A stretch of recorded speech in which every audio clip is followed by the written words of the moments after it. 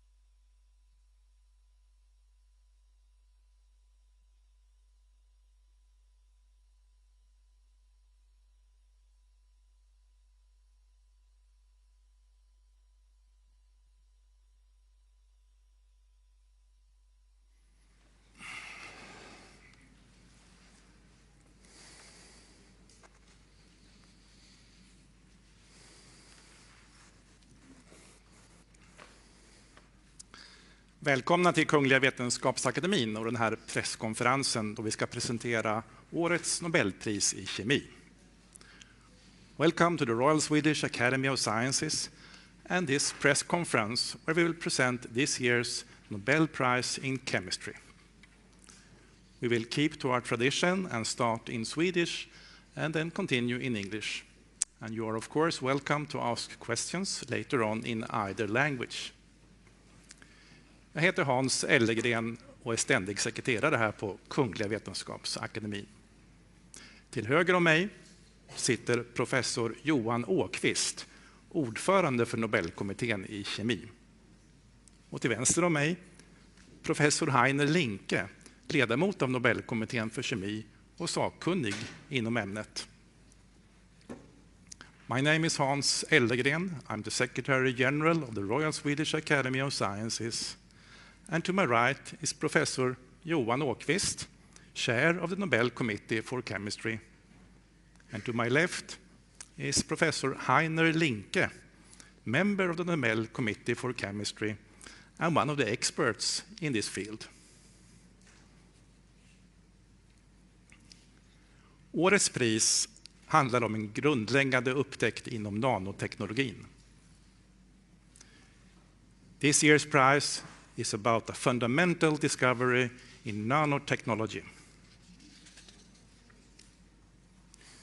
Kungliga Vetenskapsakademin har beslutat att i lika delar utdela 2023 års Nobelpris i kemi till Monje Bawendi, Massachusetts Institute of Technology, MIT, USA, Louis Bruce, Columbia University, USA och Alexei Yekimov, Nanocrystals Technology Incorporated, USA. För upptäckt och syntes av kvantprickar. The Royal Swedish Academy of Sciences has decided to award the 2023 Nobel Prize in Chemistry in equal shares to Monje Bawendi, Massachusetts Institute of Technology, MIT, USA, Louis Bruce, Columbia University, USA, and Alexei Yekimov, Nanocrystals Technology Incorporated, USA, for the discovery and synthesis of quantum dots. Professor Johan Åkvist will now give us a short summary in English. Please. Thank you.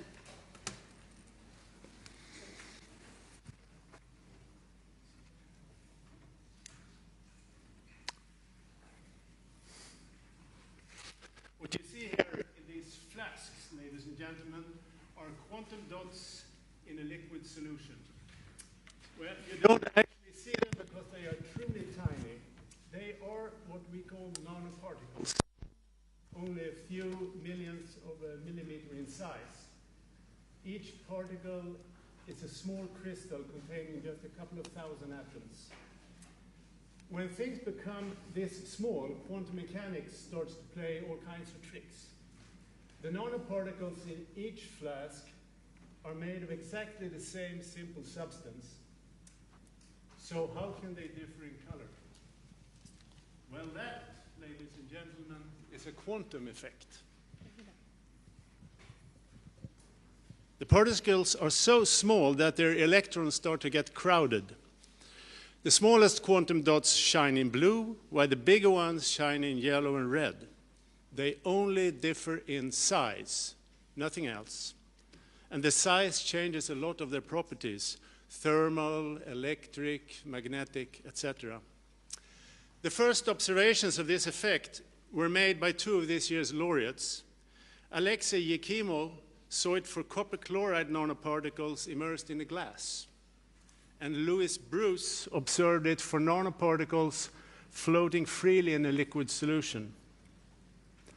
For a long time, nobody thought you could ever actually make such small particles, but this year's laureates succeeded.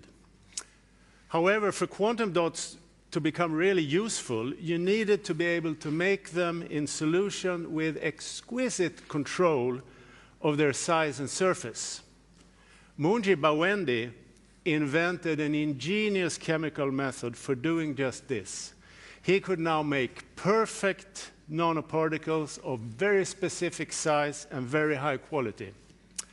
These achievements represent an important milestone in nanotechnology, and today there are numerous applications of quantum dots ranging from QLED screens to imaging in biochemistry and medicine and much more. Thank you, Professor Åqvist. And now Professor Heine Linke will give us a more detailed presentation. Please. So let me first check the sound works, yes. So the discovery we just saw, and what you also have on the screen, that in the same material, a larger particle can have a red color, a smaller particle can have a blue color, is at its core a quantum mechanical effect.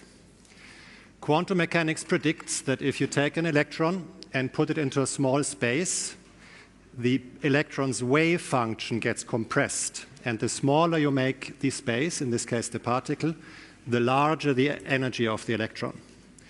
If you can store more energy in an electron, it can also give more energy to a photon. So the light emitted from a small space, electron in a small space, will be more blue, and that from a larger space will be more red. And this is what you can also see in this animation. So again, if we confine an electron, that's the wave, in a larger particle, it can be more red.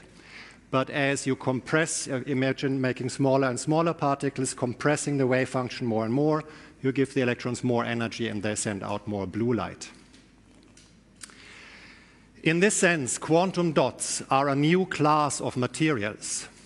They are different from molecules. If you imagine if you wanted to make different colors with molecules, you would, for each color or for each other property, you would choose a new molecule, a new set of atoms in a new constellation.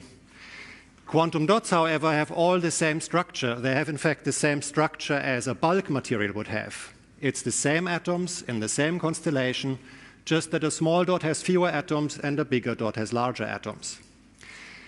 The fact that they then change properties is not only their color, it's essentially every property, every material property you can think of, including electric, optical, magnetic, even catalytic effects, how they influence chemical reaction, even the melting point changes.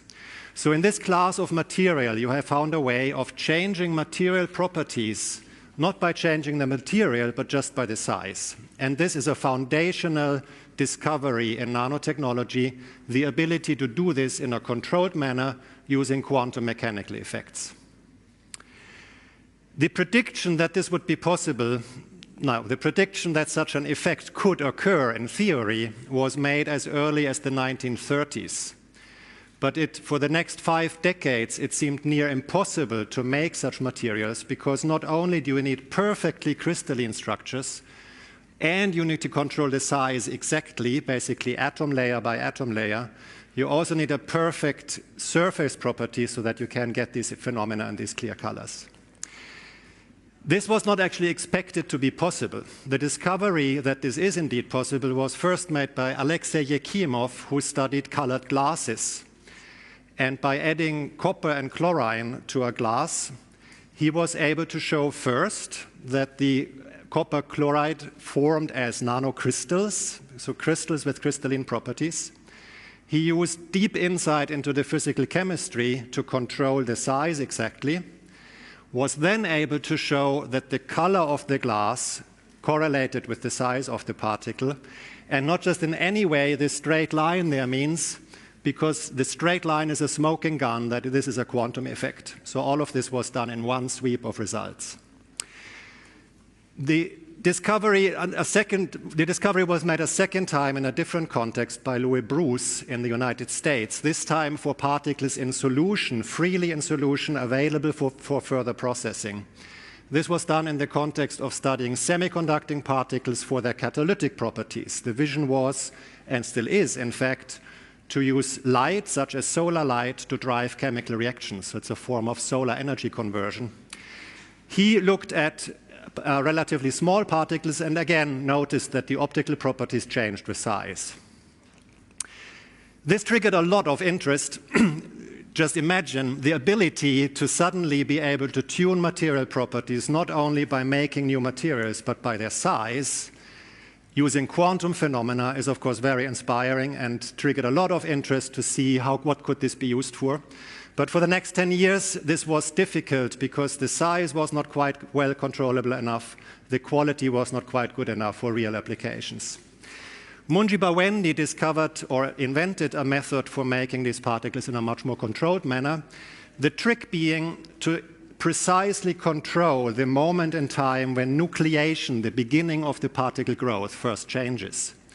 So he used a hot solvent, well-chosen solvent, and at one instant suddenly injected the reagents, which led to an instantaneous formation of small embryo crystals, a nucleation event. But then the growth stopped because the solution was diluted and the temperature dropped. Then, by reheating and carefully controlling the temperature, again with deep insight in the growth processes, it's possible to control not only the size, but also keep the size in a very narrow window so that only one size gets produced. And the solvent was chosen such that the surface of the particle was protected and gave a very high quality. This opened then for the possibility of applications. And today we see commercial applications, for example, in TV screens, where quantum dots are used to produce the RGB colors that make up every pixel. We see them in illumination sources, where the LED light, the blue LED light, gets converted into a light that is perceived as pleasant by humans. It's also used widely in biomedical imaging, in this particular example, to visualize the vascular system of a tumor. But this is not where it ends. Research is still very intense, and there is applications expected or being heavily researched in producing photons for quantum communication, for flexible electronics, for sensors, for improving solar cells, making them better or cheaper. And not the least, the same that also Bruce had been working on, namely catalysis for solar fuels, among many other things. So for these reasons, the Nobel Prize in Chemistry for 2023 will be awarded to Alexei Yekimov and Lou Bruce for the discovery that it is possible to make such quantum dots, and to Munji Bawendi for a synthesis method that made quantum dots widely useful. Thank you, Professor Linke. We shall see now if we have Professor Munji Bawendi with us on the phone from Cambridge, USA. Are you there, Professor Bawendi? Yes, I am. I'm here. Good morning. Good morning. I'm very sorry that we had to wake you up in the middle of the night. Oh, don't be sorry. Yeah. Please accept our warmest congratulations to receiving the Nobel Prize in Chemistry. Thank you so much. It's quite an honor. Yeah. How did you feel learning about this? Very surprised, sleepy, shocked, unexpected, and very honored. I understand, yeah. I'm sitting here in the session hall of the Royal Swedish Academy of Sciences at a press conference. There are many interested journalists here from the Swedish and the international press. Are you ready to take some questions from them about your research or your reaction? Sure. Okay. Sveriges Television. Good morning. My name is Thomas von Heine with Public Service Swedish Television. Something unusual happened this morning in that your names were actually published a few hours early. Did you, by chance, have someone called you already earlier and said something about this, or did you hear about it, or? No, I didn't know. I was awakened by the Swedish Academy. I was sound asleep. So no, I didn't hear anything about it. Okay. Yes, please. Anneli Megner-Arn, Swedish TV4. I didn't quite understand. The smaller the particles were, the higher the energy. But I was just thinking, if you have like just a couple of atoms together, they will sort of have more space if there are few of them. But if there are a large number of particles or atoms, then they would be more crowded together. So how come that smaller particles have higher energy and more towards the blue scale? Sure. It's really the electron that's created. There's an electron that's created when you shine light, and it's that electron that investigates the space that's available to it. So if you have a very small particle, the space the electron sees is very small. If you have a big particle, the volume that the electron sees is quite large, and so that's how you go from high energy to low energy. The number of atoms defines the volume that's available to that electron. Okay, please. David Keaton for the Associated Press. Congratulations on this award. First of all, when was it, sir, that you understood the importance of this discovery and not just its theoretical implications, but also the commercial implications that this could have? Well, this was a process. I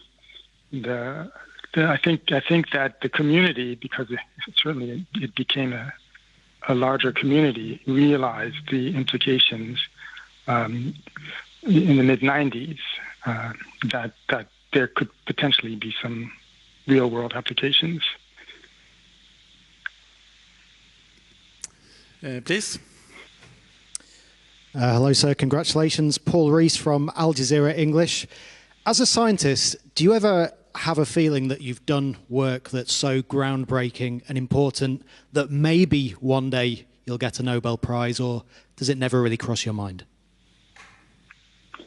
You know, it's a field with a lot of people that have contributed to it over from the beginning. So, no, I didn't think that it would be me that would get this prize. I mean, because we're all working together on this. And yes, I mean, yeah. Please. I didn't think that I would get it. Yeah, please. Congratulations, Professor Bawendi. This is Caixin Media from China. I have one question. How do you view the prospect of quantum computing and quantum computers based on quantum dots? Thank you. This is an area of research, and I don't know what the future holds, and so it'll be very exciting. I think there's still a lot of exciting work to be done in this field. That's for sure. Please. I'm Steve Wei from Nordic Chinese Times. Congratulations, Professor. This is a great achievement. The quantum physics is all related to Chen Yang's laws of conservation of party. What's the potential impact do you think this small size research will have on improving, such as materials science and sustainable applications in the field? Thank you. I'm not sure I understood the question. I wonder if you can repeat it or rephrase it. Can you rephrase it and please be very close to the mic? What is the potential impact do you think this small size research will have on improving materials science and sustainable applications in the field? Thank you. So improving something and something sustainable, is that the question? I didn't quite understand. I think it was a question about the potential applications of the discovery. Okay. Yes, so they're already widely used as color downshifters, as was already mentioned in the display industry and as biological tags. And there's a lot of work that's still being it's heavily researched other potential applications in photocatalysis and in quantum effects of all sorts. And I think that the world will see in the future where it will go. It's hard to know at the beginning when we're doing this what the exact impact will be, but it's a very exciting area of research, and I'm sure something really interesting is going to come out. Please. Yeah, hello, Bogdan Radrejski, Polish television, TVP Science. I want to ask, because most of us probably heard about quantum dots in regard to the possibility of modifying the color with the size. But as we heard, the potential here is to actually modify literally every properties of such particles simply by changing their size. So what could be the possible prospects of actually using that and changing different things about the particle other than its color itself? For sure. So you're right. Many properties evolve as you go from the molecular regime of a few atoms to the bulk regime of millions and millions of atoms. And that certainly includes the properties of the surface. And the properties of the surface are properties that could be chemically reactive or photoreactive. And so there's a fair amount of work going on now in looking at photocatalysis using the quantum dots as in some way in that area. There's work looking at using the quantum dots as in flexible electronics, for instance, as carriers of electrons. So yeah, it's not just the colors, but a lot of the electronic properties evolve with the size in ways that could be interesting for applications that some people are already researching, and who knows, other applications may come about through new discoveries. Mm-hmm. Yeah, please. You have to turn on the mic. Yeah, congratulations, Professor. And I have a question about the quantum calculation. And do you have any insight about these fields in the future? Thank you. Yes, well, this is an area that I'm beginning to be quite interested in, and I would say that for the kinds of quantum dots that I work with, it's just the beginning. We're beginning to see that there's a potential there, and we'll just have to pursue it and see where it goes. But it's going to be a process, and we don't know yet. Okay, this seems to be the last question from the press for you, Professor Bawendi. Well, thank you very much. Yeah, thank you very much. And once again, warm congratulations. We look forward to meeting you here in Stockholm in December then. Me too. Yeah, see you then. Quite an honor. Yes, thank you. Bye-bye. Bye. We shall move on. First, I shall check, do you have a microphone, Professor Åqvist? No. It's okay. So let's move on now to more questions about the chemistry prize and the research involved. You may want to ask questions to the committee also about their work. Yes? Who was first here? Please.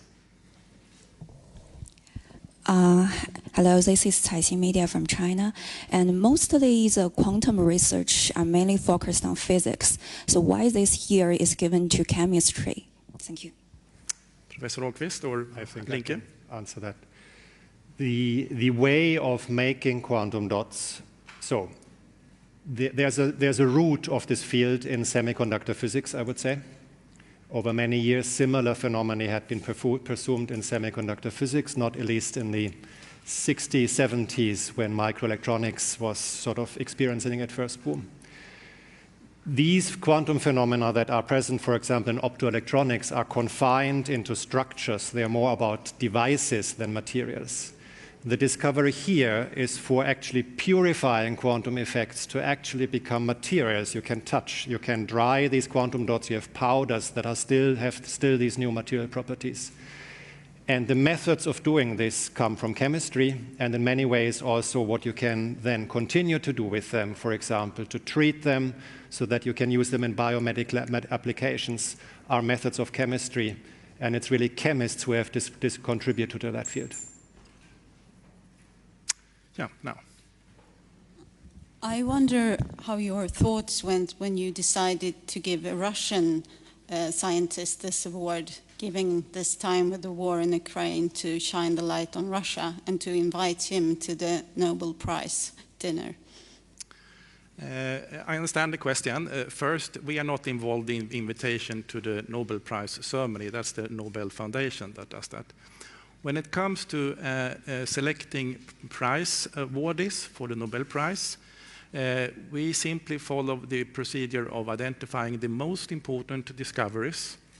Having done that, we identify the most important contributors to that finding, those findings, without paying any respect to nationality or any other factors for that meaning.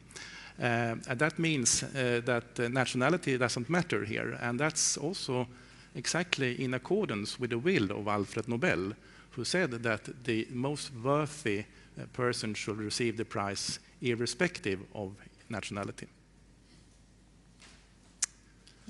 Follow-up? In your regard, do you think that the scientist should go to the Nobel banquet? Should he be invited to this banquet or not? What's your opinion on that?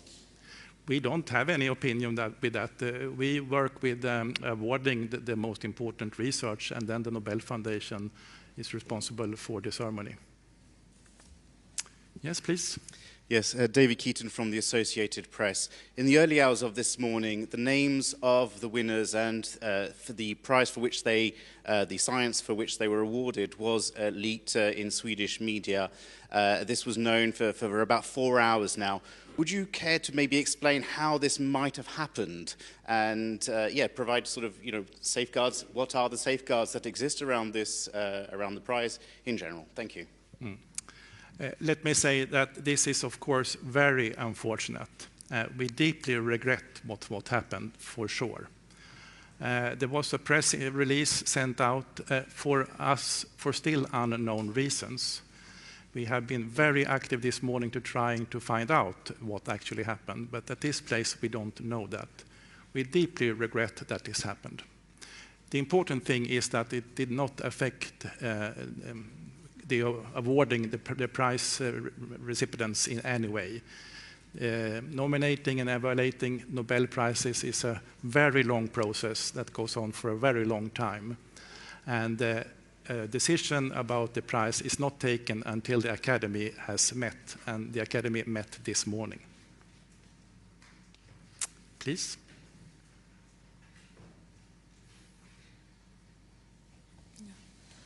I'm Sufjan Aksason from Green Post. I also like to ask this procedure question.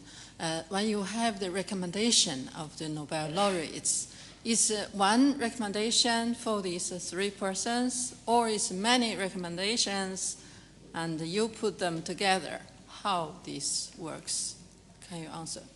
The precise procedures for awarding Nobel Prize recipients is confidential for many different reasons. It will become public 50 years after the decision. That's why we can read about the history of Nobel Prize from 50 years and later. But exactly how the process goes on is confidential. And I can say that a decision is not made until the whole Academy has met, and the Academy met this morning. But can one recommendation for one person or for many persons? That we will not comment on exactly what recommendations are made. Maria Günther? Yes, this is Maria Günther for Dagens Nyheter. When did you contact the laureates? Was it as soon as you learned about the press release, or was it after the decision? We had no reason to contact anyone until the decision had been made. And the decision was made this morning, and directly after that meeting, which is only a short while ago, then I called the laureates.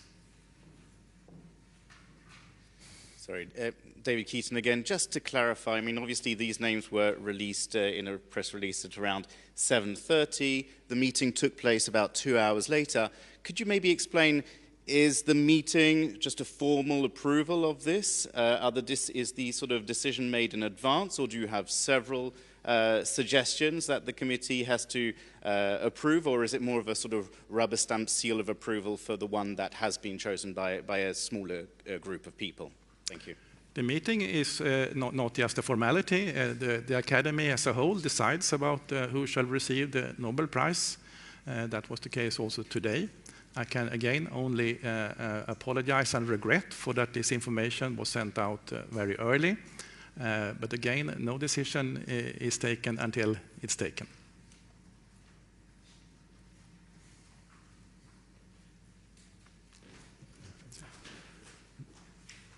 Okay. Maybe one more question, yeah?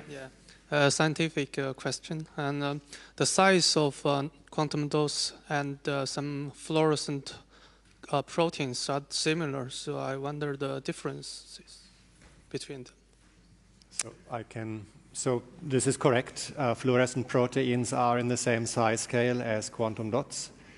The mechanism for the fluorescence is then very different. It's really about the molecular states. And in that case of proteins, to change the color, for example, you have to change the structure of the protein, the composition of the sequence. So this is a fundamental difference. And then it's also different materials. Here we're talking about inorganic materials. Yeah. Thank you for your interest. We hope to see you back here on Monday when we will announce this year's Sveriges Riksbanks Prize in Economical Sciences in the memory of Alfred Nobel.